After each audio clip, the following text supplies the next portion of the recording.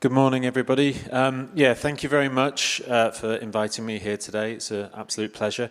My first time to Riga as well, so yeah, very much enjoying this very charming place.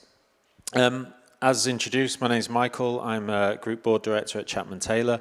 For those of you not familiar with us, we are a global group of architects, master planners, and interior designers. And today I'm going to talk to you about Build to Rent, and using some of our build-to-rent projects from Chapman Taylor's portfolio to talk about how this is inevitably a very sustainable way of living. I should probably talk a little bit more about what I mean when I talk about build-to-rent. So this is a terminology that the UK have coined after following a trend that largely references the US multifamily sector, which is a very mature sector. Build to rent in the UK and now expanding across Europe and including places like Australia and New Zealand is a new term for a different way of doing rental living. And the clue is in the name that what makes this different from rental models before is that it is designed from the very outset to deliver on this particular type of rental product.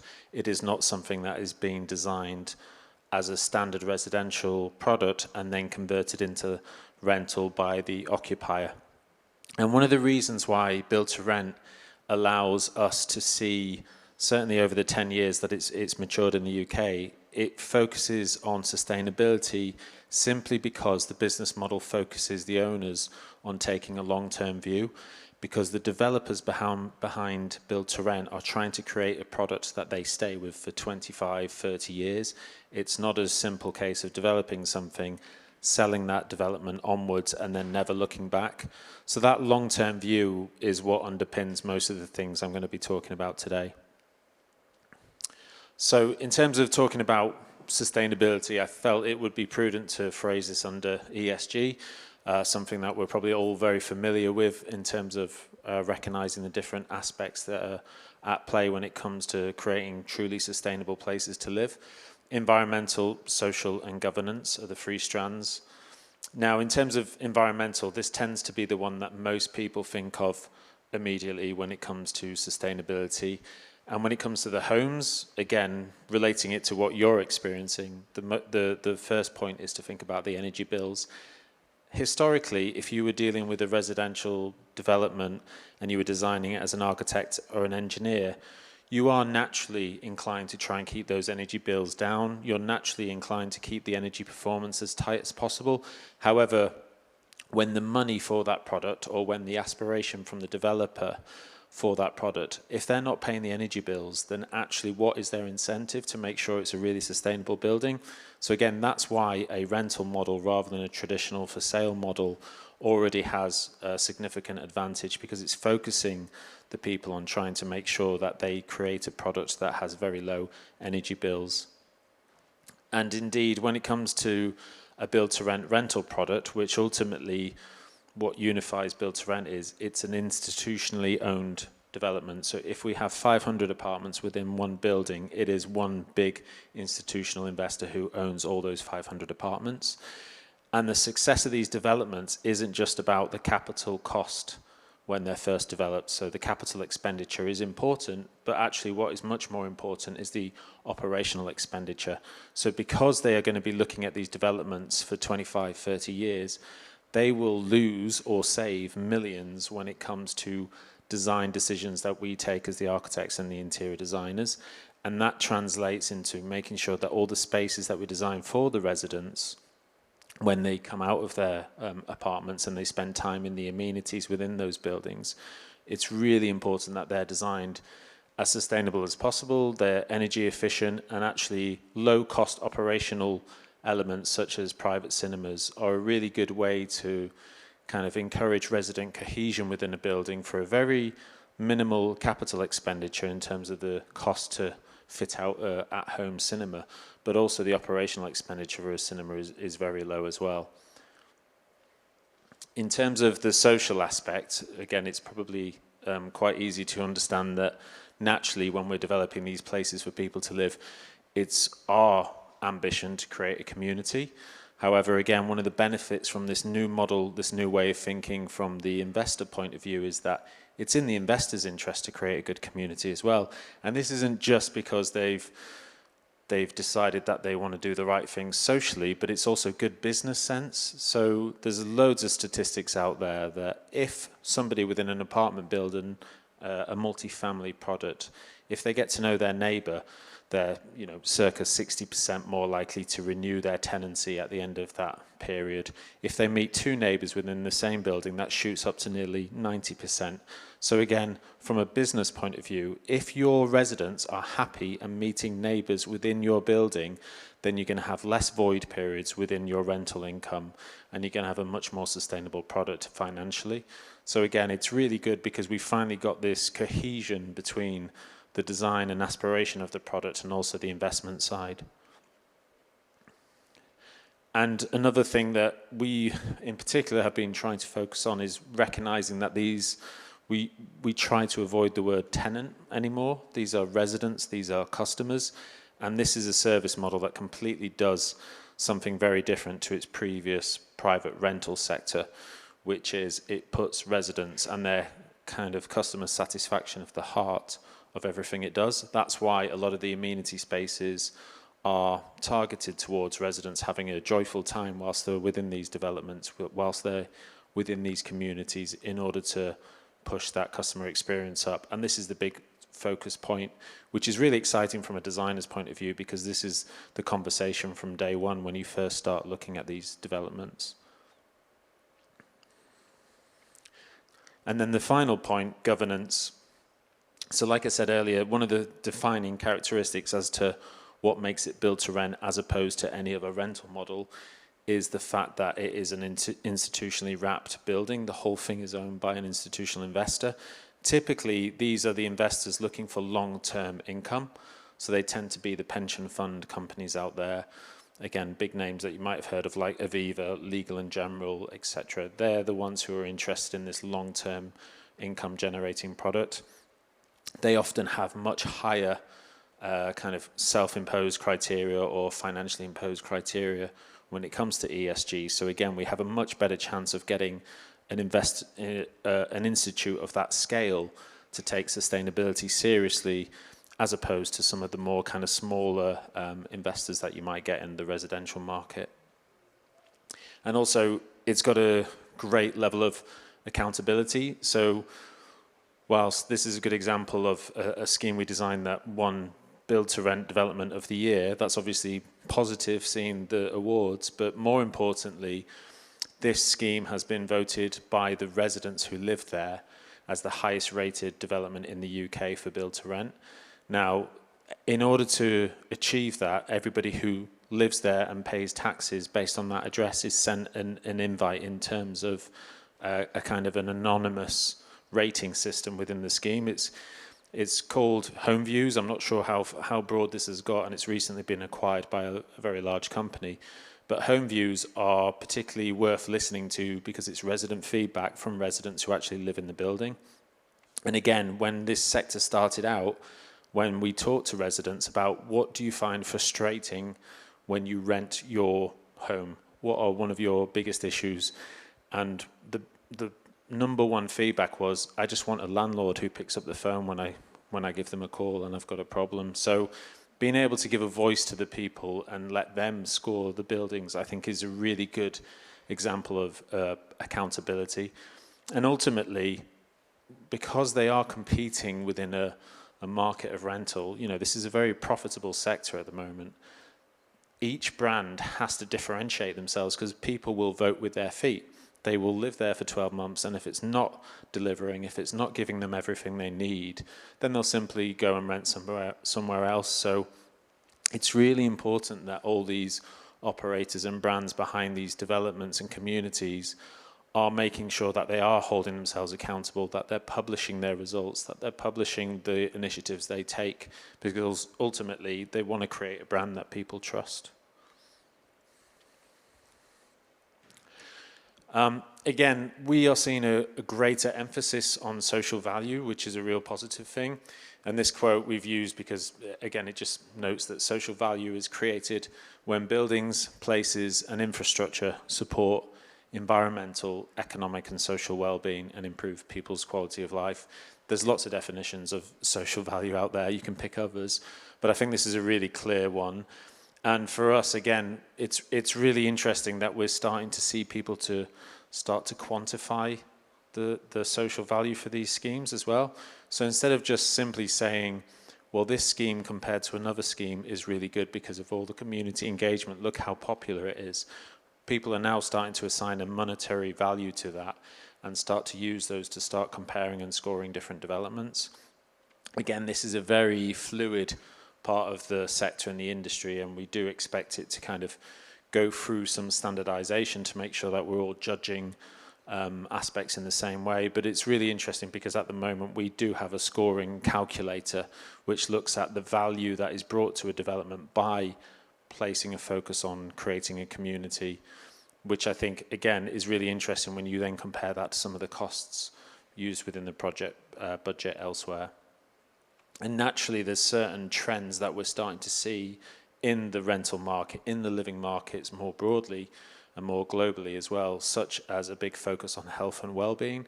So it's really important that the social value elements and the monetary values assigned start to tap into what people actually want and what they're looking for when they choose their next place to live. An interesting stat that came back as well, that ultimately people living within build-to-rent residents report a higher percentage of satisfaction with the place that they live compared to what we're calling the private rented sector, which is the previous model. Again, it might not seem too much, but it's interesting because when build-to-rent first started to emerge as a sector, people were asking how much will you charge given that you're providing your residents with so much more kind of convenience, so much more service. You've got gyms, you've got football pitches, you've got swimming pools, etc.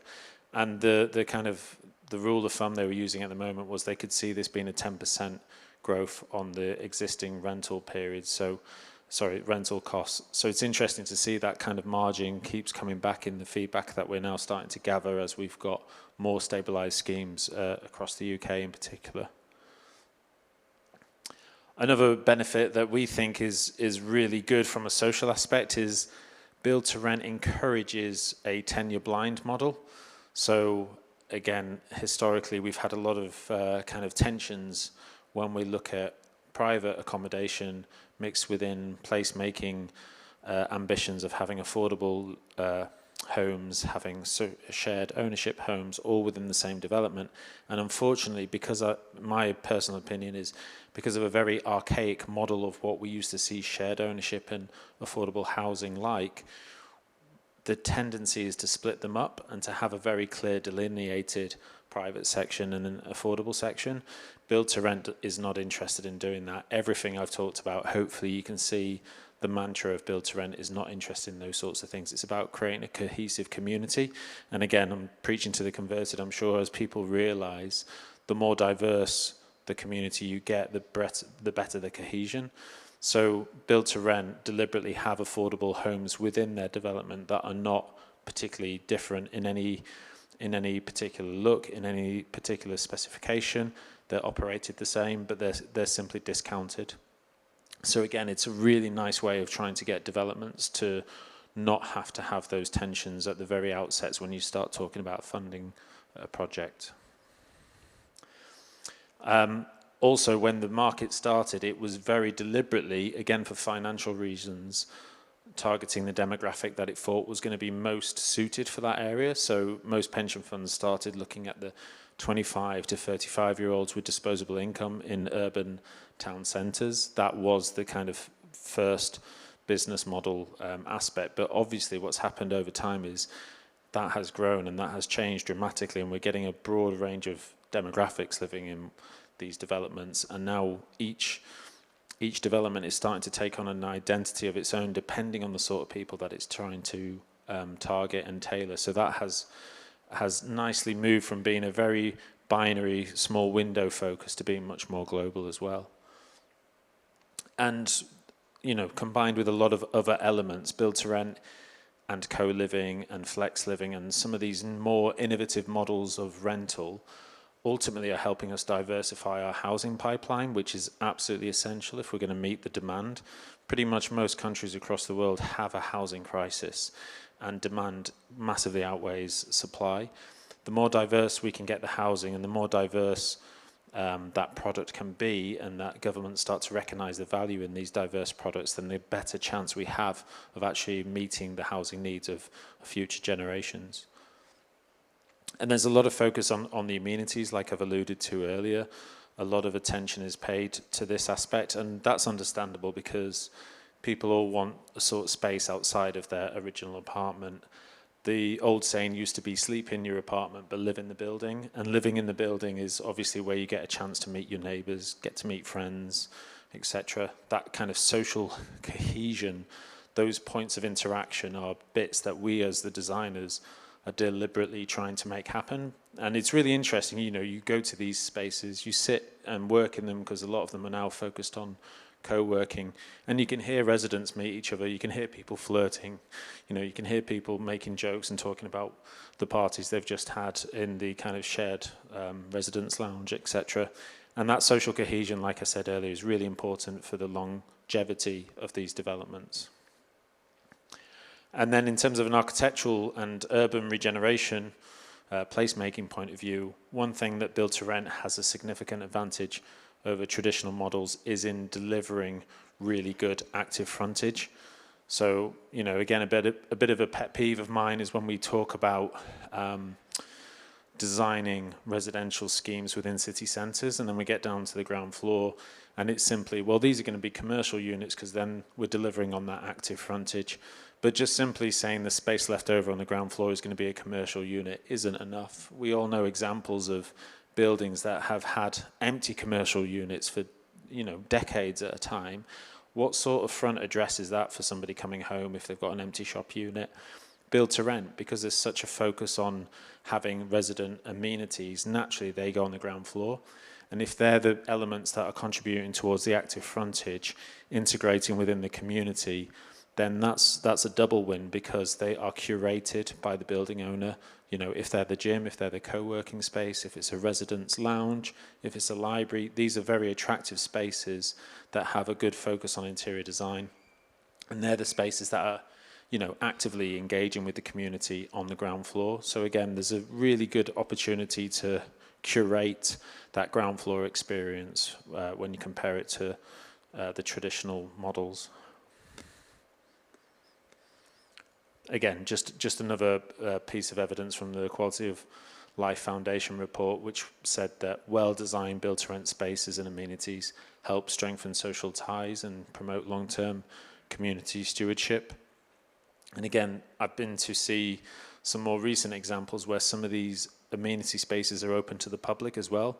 So they're not something that is a for us, not them type attitude, but they absolutely start to open up to the local community and invite people in, which have been, again, incredibly successful. And I think there was some skepticism initially as to how those schemes would work, but they've been very successful. And obviously they make it much nicer to visit. When it comes to the environmental comfort, that's obviously something that people are used to controlling within their apartments, how hot and cold it is. And obviously we've started to see the use of our apartments change over time. So it might have been somewhere that traditionally you did just sleep or you may have eaten. But one of the things that has stayed with us post-pandemic is the working from home, remote working scenario. But again, Build to Rent didn't just settle for one type of workspace within the bedrooms or within the apartments. It started to curate their own kind of co-working spaces within these developments, which again are the absolute mainstay of most build-to-rent schemes being designed or being open today. It's absolutely essential that they've got a really good co-working space so people can work from home. And again, going back to those earlier points, it's a really good chance for social cohesion, getting to meet the neighbours. And like I said earlier, the wider the demographics are becoming, the more familiar with this type of product people are getting, the better it's starting to serve those people. And we're certainly seeing those demographics shift from some of the, certainly in the UK, we have a very particular way of viewing who we think wants to live in urban centres and in multifamily developments. We're not as progressive as some of our European counterparts, but I think that's starting to change now. And very recently we speak to planning officers within local authorities, and they keep thinking these rental models are just for young people. So we take them to visit the buildings, and they get to see firsthand the people living there. And obviously it is families, it is downsizers, it is people later into their life. And one of the reasons that I think, again, Build to Rent tends to be a more attractive product when you're talking to local authorities about placemaking is because every bedroom will be used. You know, you don't see investors from other countries buying apartments and then they sit empty. These schemes are being rented. They're going to have people living in them. And also the statistics show that pretty much all the bedrooms are used, whereas if this was a 2-bedroom private for sale product, there's a good chance somebody will buy that and use the second bedroom for something else, whereas the sharer model, which is what Build to Rent has founded itself on, because they pay so much attention to thinking about how 2 people can come together and share an apartment and have very independent lives, that focus on how people live within those spaces, again, is encouraging more people to live within every single bedroom, which again, within the context of the housing crisis, can only be a good thing. In terms of retrofit, which was talked about by the other speakers as well, retrofit in the UK is growing massively, which is a good thing. We're starting to see people take redundant office spaces like the previous talk, and we're starting to retrofit them for living spaces. Again, a rental model is much more likely to take advantage of a retrofit kind of office location than a traditional for sale. It's easier when it comes to considering how to get mortgages on those products, etc. So again, BTR is probably going to see a bigger uptick in the amount of retrofit applications, certainly in the UK, than it would traditional for sale. And one of the things that's great with retrofit as well, when it comes to designing the amenity spaces like this example we've done in Wimbledon, you've got so much character to kind of already tie into because the building is already there, it's already got an identity, and we can come along and obviously create a new one. And then finally, I think it's, you know, sustainability used to also acknowledge, as well as the environmental and social, the local economic situation. And what we're starting to see out of these Build to Rent developments is we're seeing they're almost like an incubator for mini businesses popping up. You go and visit these developments and you see some of the notice boards, the community boards, there's people who are offering services, they have skills within their development and they're now offering those up to their residents. You know, they're charging for it, but it's a really good example of how, again, these communities are bringing different people together and they're kind of slowly starting to be more kind of self-serving. And that's everything from me. Thank you very much.